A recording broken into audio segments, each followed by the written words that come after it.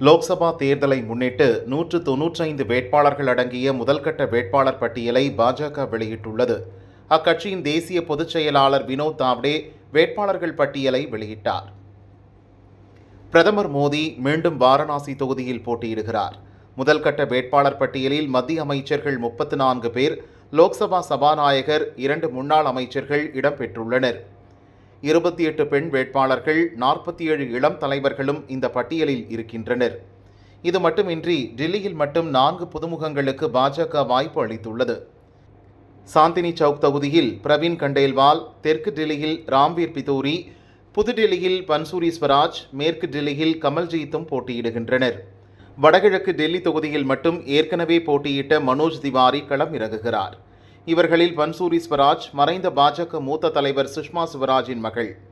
இவர் சுப்ரீம் கோர்ட்டில் மூத்த வழக்கறிஞராக இருக்கிறார்.